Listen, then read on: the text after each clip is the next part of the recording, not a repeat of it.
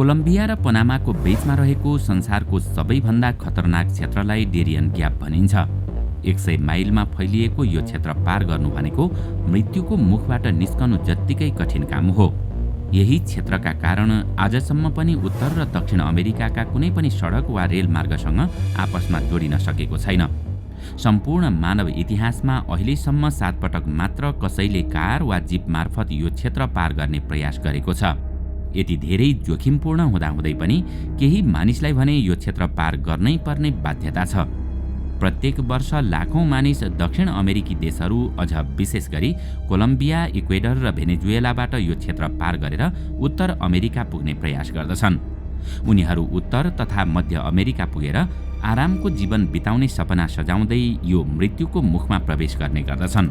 सन् 2022 मा मात्रै 2,50,000 मानिसले डेरियन ग्याप भएर मेक्सिको तथा संयुक्त राज्य अमेरिका जाने प्रयास गरेका थिए। तर यी 2,50,000 मध्ये सयौं मानिस यो ग्याप पार गर्ने क्रममा मारिए। आखिर यो 100 माइलको क्षेत्रमा त्यस्तो के छ जसका कारण यसलाई संसारकै खतरनाक क्षेत्र मानिन्छ? दर्शकवृन्द, आजको यस श्रृङ्खलामा हामी कोलम्बिया र पनामाको बीचमा रहेको 100 माइलको क्षेत्रलाई किन संसारकै खतरनाक क्षेत्र मानिन्छ अनि यहाँ किन अहिलेसम्म सडक र रेल मार्ग बनाउने प्रयास गरिएन भन्ने विषयमा विशेष चर्चा गर्नेछौँ। 21औं शताब्दीमा चर्को मरुभूमिमा समेत अत्याधुनिक शहरहरू निर्माण भइसकेका छन्। तर डेरियन ग्यापको सानो क्षेत्रमा सडक वा रेल मार्ग किन बनाउन सकिएको छैन त? यसका मुख्यतया 4वटा कारण छन्। पहिलो कारण हो यहाँको खतरनाक मौसम। डेरियन ग्याप भूमध्य रेखाभन्दा करिब 800 किलोमिटर माथि छ, जसका कारण यहाँको मौसम निकै तातो हुन्छ। यसको उत्तर तथा दक्षिणमा आन्ध्र तथा प्रशान्त महासागर रहेका छन्। त्यही कारण आर्द्रता पनि धेरै उच्च हुने गर्दछ। यो सम्पूर्ण क्षेत्र घना जङ्गलले ढाकेको छ। त्यसैले यहाँ वर्षभरि अर्थात् 365 दिनमा 330 दिन वर्षा भइरहन्छ। त्यही कारण यहाँ वर्षैभरि बाढी आउने गर्दछ भने पहाडमा पहिरो गइरहन्छ। यति धेरै बाढी र पहिरो जाने हुनाले यहाँ कुनै पनि प्रकारका निर्माण कार्य गर्न निकै कठिन हुन्छ। दोस्रो कारण हो यहाँ पाइने खतरनाक जनावर तथा विषालु किरा। संसारका सबैभन्दा विषालु सर्प, बिच्छी तथा लामखुट्टे यही डेरियन ग्यापको जङ्गलमा पाइन्छन्। यो सम्पूर्ण क्षेत्रमा टाढा टाढासम्म कुनै अस्पताल वा मानव बस्ती छैन। यदि यो क्षेत्रमा यस्ता विषालु प्राणीले टोके भने जीवित रहन असम्भव छ। त्यसैले यहाँबाट हिँड्ने धेरैजसो मानिसको मलेरिया, डेङ्गु, सर्पको टोकाइ वा बाढीले बगाएर मृत्यु हुने गर्दछ। हुन त चन्द्रमामा पुग्ने अमेरिका वा अन्य विकसित मुलुकहरूका लागि यहाँ सडक निर्माण गर्नु असम्भव कुरा होइन। होला धेरै महँगो पर्ला, अनेकौं प्रकारका कठिनाइको सामना गर्नु पर्ला, त्यो फरक कुरा हो। तर उनीहरूका लागि यो असम्भव होइन। त्यसो हो भने आखिर किन उनीहरूले अहिलेसम्म यहाँ सडक वा रेल मार्ग बनाउने प्रयास गरेनन् त? यसको वास्तविक कारण निकै रोचक छ। केही देशहरू यस क्षेत्रमा सडक वा रेल मार्ग बनोस् भन्ने नै चाहँदैनन्। विशेष गरी अमेरिका र पनामा यहाँ कुनै सडक वा रेल मार्ग नबनोस् भन्ने चाहन्छन्। यसको कारण जान्नका लागि यहाँको भूगोल र यसको इतिहास थाहा पाउनुपर्ने हुन्छ। वास्तवमा 19औं शताब्दीमा पनामा पनि कोलम्बियाकै एउटा प्रान्त थियो। तर यही डेरियन ग्यापका कारण कोलम्बियालाई पनामामाथि नियन्त्रण गर्न निकै कठिन थियो। कोलम्बिया सरकारका लागि पनामासँग जोडिने एउटै मात्र बाटो भनेको समुद्री मार्ग मात्रै थियो। यही विषम अवस्थाको फाइदा उठाउँदै पनामाले कोलम्बियाबाट स्वतन्त्र हुने आन्दोलन सुरु गर्यो। 20औं शताब्दीमा आएर पनामाको त्यो आन्दोलनलाई अमेरिकाले पनि भरपूर साथ दियो। अमेरिकाले पनामाको आन्दोलनलाई साथ दिनुमा उसको ठूलो स्वार्थ लुकेको थियो। अमेरिका वास्तवमा पनामा क्यानल अर्थात् पनामा नहर आफ्नो नियन्त्रणमा ल्याउन चाहन्थ्यो, किनकि पनामा क्यानल निर्माण हुनुभन्दा पहिले पूर्वी र पश्चिमी अमेरिकामा व्यापार गर्न धेरै कठिन थियो। सबै समुद्री जहाज सम्पूर्ण दक्षिण अमेरिका घुमेर अमेरिकाको पश्चिमी तटबाट पूर्वी तटसम्म पुग्नु पर्दथ्यो। अमेरिकाको पूर्वी तथा पश्चिमी तटीय क्षेत्र आपसमा एक अर्काबाट अलग थिए। त्यसैले यसैको समाधान निकाल्नका लागि यो कृत्रिम नहर बनाउन लागिएको थियो। त्यसपछि अमेरिकाका व्यापारिक जहाज मात्र नभएर नेभी पनि सजिलैसँग केही दिनमै एक छेउबाट अर्को छेउसम्म पुग्न सक्थे। त्यतिबेला त्यो अवधारणा धेरै नै महत्त्वपूर्ण थियो र जसले पनामा क्यानल नियन्त्रणमा लिन सक्थ्यो उसले अमेरिकाको धेरै ठूलो कमजोरी पनि नियन्त्रण गर्न सक्थ्यो। कोलम्बिया त्यतिबेला पनामा क्यानल अमेरिकाको नियन्त्रणमा जाओस् भन्ने चाहँदैनथ्यो। त्यही कारण अमेरिकाले पनामाको स्वतन्त्र आन्दोलनलाई भरपूर साथ दियो।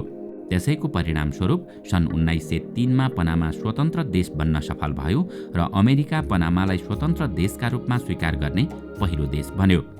त्यसको बदलामा पनामाको सरकारले पनि अमेरिकालाई यो क्यानल वरिपरिको सम्पूर्ण जमिन स्थायी रूपमा भाडामा दियो। त्यसपछि सन् 1999 सम्म यो सम्पूर्ण क्षेत्र अमेरिकी सरकारको नियन्त्रणमा रह्यो। सन् 1999 मा आएर मात्रै अमेरिकाले यो नहर पनामालाई फिर्ता दिएको हो। तर अहिले पनि यो चेक पोइन्ट अमेरिका लगायतका देशका लागि धेरै महत्त्वपूर्ण छ, किनकि अहिले पनि संसारको करिब 6% समुद्री व्यापार दक्षिण तथा उत्तर अमेरिका मार्फत यही चेक पोइन्टबाट हुने गर्दछ। यही नहरले आन्ध्र तथा प्रशान्त महासागरलाई आपसमा जोड्ने गर्दछ। प्रत्येक वर्ष करिब 13 देखि 14,000 कार्गो जहाज यो नहर भएर ओहोर दोहोर गर्ने गर्दछन्। पूर्वी एसिया र अमेरिकाको धेरै जसो व्यापार यही मार्गबाट हुने गर्दछ।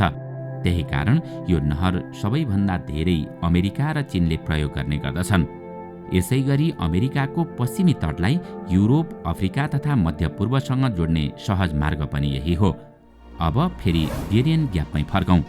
यो ग्याप कोलम्बिया र पनामाको बीचमा रहेको छ। त्यही कोलम्बिया जो विगतमा कैयौं वर्षदेखि हिंसा र अस्थिरताको शिकार भइरहेको छ। कोलम्बियाका ड्रग माफिया दक्षिण अमेरिकाभर कहलिएका छन्।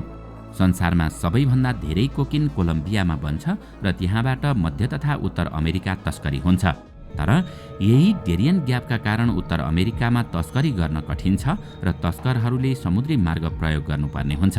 तर समुद्री मार्गमा पनामाबाट तट रक्षकले तस्करलाई समाउने गर्दछन्। यस्तो अवस्थामा यदि यहाँ सडक तथा रेलमार्ग निर्माण गरियो भने अमेरिकालाई धेरै खतरा हुन सक्छ, किनकि कोलम्बियाका ड्रग माफिया यहाँबाट पनामा पुग्नेछन् र पनामा क्यानल नष्ट गर्न सक्छन्। यति मात्रै होइन, यहाँबाट मेक्सिको तथा अमेरिकासम्म ड्रग्स तस्करी गर्न पनि सजिलो हुनेछ। त्यसैले यदि पनामा तथा कोलम्बिया सरकारले त्यहाँ कुनै रेल वा सडक मार्ग बनाउने प्रयास गरे भने पनि अमेरिकाले कुनै पनि हालतमा बन्न दिने छैन। अब हामी डेरियन ग्यापमा कुनै आधुनिक संरचना निर्माण नहुनुको अन्तिम कारणमा आइपुगेका छौं। यसको अन्तिम र सबैभन्दा महत्त्वपूर्ण कारण हो अवैधानिक बसाइसराई रोक्नु। वास्तवमा ल्याटिन अमेरिका आर्थिक, राजनीतिक र जीवनस्तरका हिसाबले उत्तर अमेरिकाभन्दा धेरै पछाडि छ। दक्षिण अमेरिकाका धेरैजसो देश भ्रष्टाचार, कमजोर सरकार तथा राजनीतिक अस्थिरताको शिकार भइरहेका छन्। त्यही कारण लाखौं मानिस राम्रो जीवनस्तरको खोजीमा आफ्नो देश छोडेर अन्यत्र जान चाहन्छन्। त्यसैले उनीहरूका लागि केही माइल टाढा रहेको अमेरिका नै सबैभन्दा राम्रो विकल्प हो। तर विगत केही वर्षदेखि अमेरिकाले आफ्नो आप्रवासन नीति निकै कडा बनाउँदै लगेको छ। त्यसैले उनीहरूका लागि एउटै मात्र विकल्प भनेको गैरकानुनी तरिकाले अमेरिका पुग्नु हो। तर यसका लागि उनीहरूले आफ्नो ज्यान जोखिममा राखेर डेरियन ग्याप पार गर्नुपर्ने हुन्छ। प्रत्येक वर्ष हजारौं मानिस यो ग्याप पार गरेर मध्य अमेरिका तथा मेक्सिको हुँदै संयुक्त राज्य अमेरिका प्रवेश गर्ने गर्दछन्। तर यो सम्पूर्ण यात्राको सबैभन्दा ठूलो अवरोध भनेको यही डेरियन ग्याप हो। 10 दिनको यो यात्रामा डेङ्गु, मलेरिया, विषालु सर्प, बाढी पहिरो, डाकु जस्ता अनेकौं अवरोधको सामना गर्नुपर्दछ। दुःखको कुरा के छ भने यति धेरै खतरा हुँदाहुँदै पनि प्रत्येक वर्ष यो बाटो भएर अमेरिका प्रवेश गर्न खोज्नेहरूको संख्या भने निकै वृद्धि भइरहेको छ।